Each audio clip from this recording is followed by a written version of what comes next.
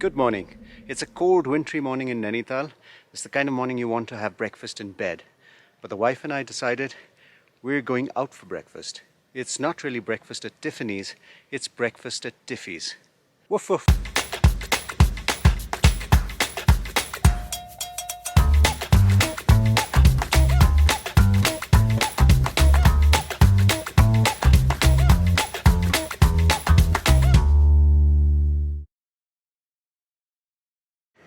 The real joy of being in a place like Nainital is to walk.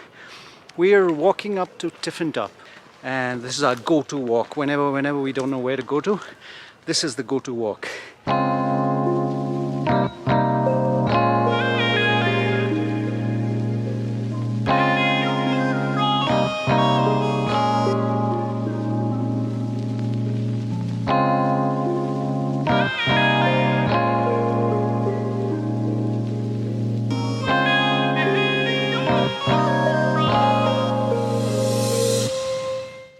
Many people who come to Nainital, they don't really take these forest trails. These trails in the forests around Nainital, they just reveal a whole different aspect of this place. And they're really, really rewarding. Walking in the forest just slows things down. You can see so much more. There are treasures everywhere you look. On the ground, there are birds in the trees, and if you're lucky, you can spot some animals as well. I think slowing down is a good idea in general. One can see so much more in people, in situations, and in life.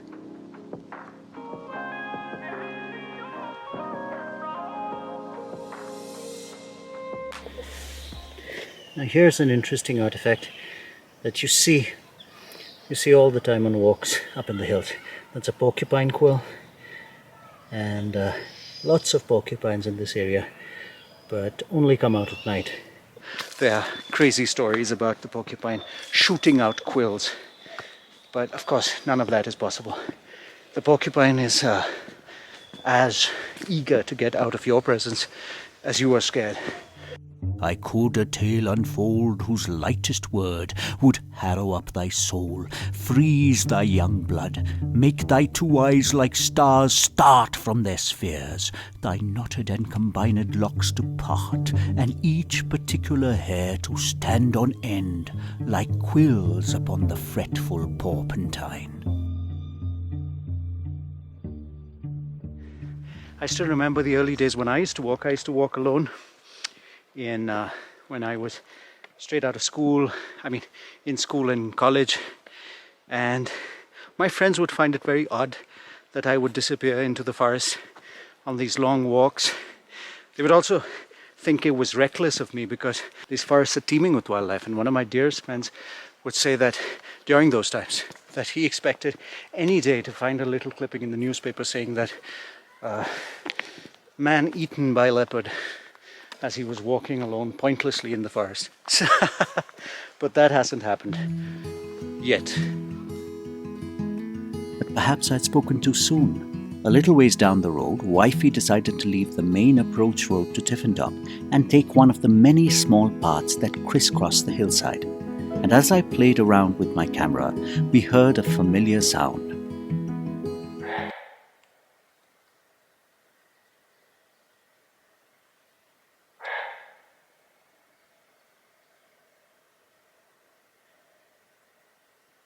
That is the alarm call of a kakad, a barking deer. It means it's seen a predator close by. That means the leopard is pretty close by.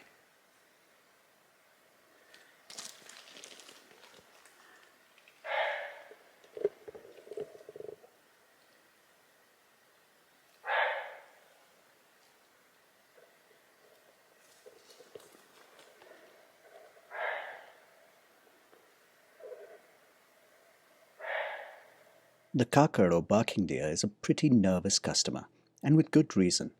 It has long been on the menu of predators, including humans, and it has been known to call in alarm even when hearing its own droppings hit the forest floor. The kakad is obviously seeing the leopard. one call, it could call on anything, but a repeated call, it's probably seen the leopard. And it's pretty close. I can hear langurs in the back, on the top of trees, langur monkeys. They're also freaking out. It's fairly close. It's fairly close.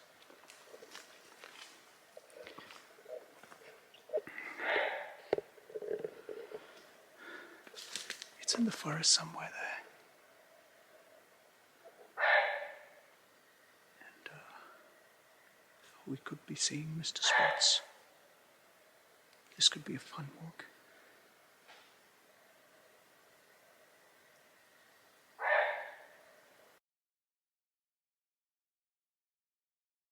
Kaka is still calling. You can see the leopard. We can try to get closer to the kaka, and that way perhaps see it. Of course, it's extremely difficult to spot leopards on foot because the leopard is aware of your coming long before you can though we have seen a few on foot, but that is when the leopard didn't know we were there. It was otherwise engaged. It was once chasing a kaka and it leapt out onto the road right in front, barely 15 feet away. But at that time, its attention was focused on the kaka. But if it hears us approaching through the undergrowth, it will very easily hide itself. I think we should leave the forest and... Maybe we should leave the forest on its own, yeah. Maybe we should leave the forest on its own and not disturb the wildlife and let the wild do what it does. We'll let the wild do what it does. Yeah. The kaka has now stopped, so the leopard has left its side. I don't know. We don't have any other clues, no other calls from the langur monkeys or any of the birds. So Mr. Spots has gone on his way. It would have been nice to see him. It would have also been terrifying, perhaps.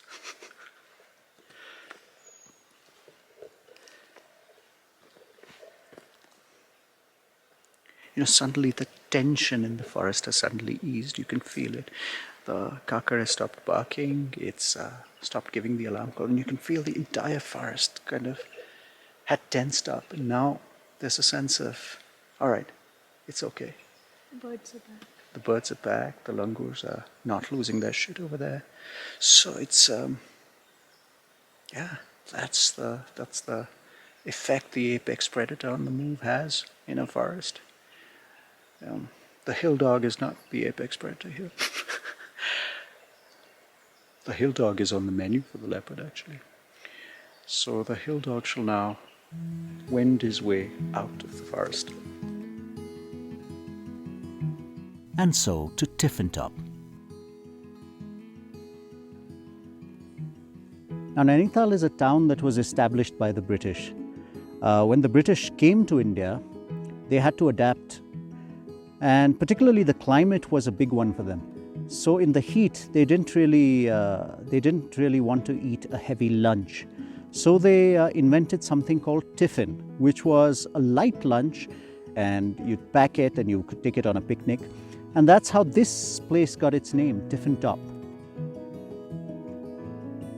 Tiff was British slang for a small drink, and that's how the word tiffin probably came up. Because the British liked their lunch light, but their drinks heavy. The days of elaborate British picnics and tiffin are long gone, and now Tiffintop or Tiffies is more of a cricket pitch.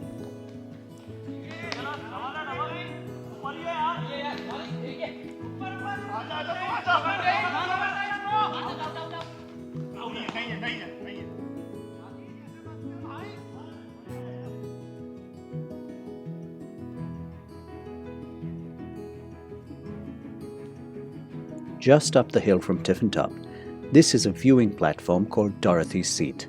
which offers a great view of Nainital and the surrounding hills.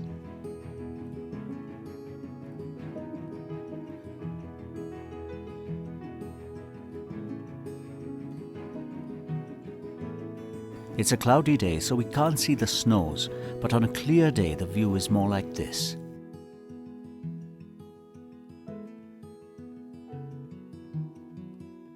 So Dorothy's seat is right over there, and Dorothy's seat is named after Dorothy Kellett.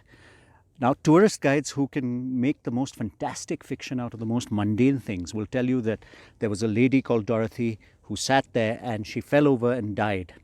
She was a painter, she would come and paint, and she fell over and died.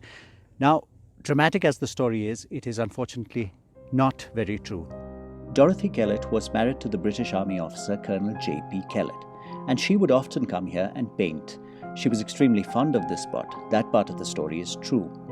But she died in 1936 on a ship back to England. She was going to visit the family, and she contracted septicemia and died and was given a burial at sea in the Red Sea. Colonel Kellett then built this platform in her memory. And how do I know this? Because Colonel Kellett actually wrote to my grandfather after he left India after independence and went to England. Then he wrote to my grandfather in the 50s. And he asked my grandfather to go and check if the platform was still okay and there was no damage and it was being managed well. So my grandfather came over here and took some photographs and sent them across to him. And he was very, very happy that the platform he had built in memory of his wife, Dorothy Kellett, was still being used by people. And it's still being used today. In fact, it's one of the major tourist attractions of Nainital.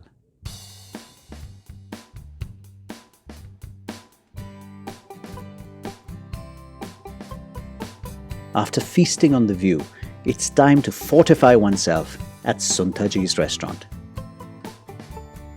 The menu here is pure gold. After a short walk on a cold day, this is the stuff one needs. Maggi, bun omelets and chai. This is the breakfast of kings, champions and hill dogs.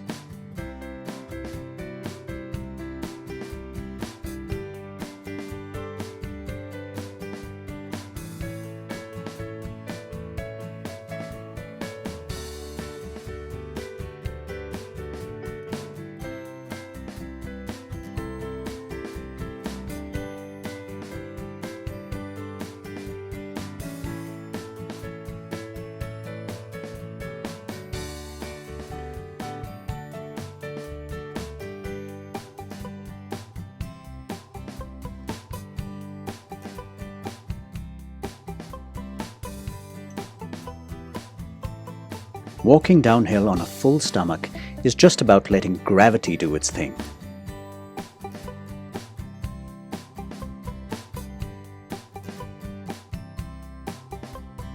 On our way down, on every turn, we encountered newly installed metal dustbins and park benches.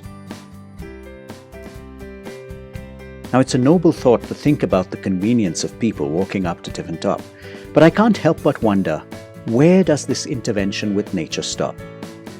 As human beings, we start out by building trails in the forest, then we perhaps put viewing platforms, restaurants and tea stalls, and before we know it, it's all become a mess.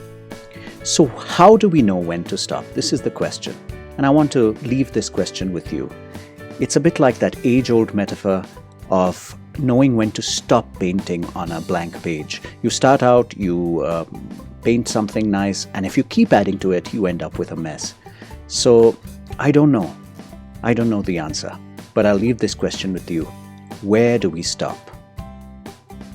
How much intervention with nature is enough and no more? Until next time, Hill Dog signing off. Woof woof.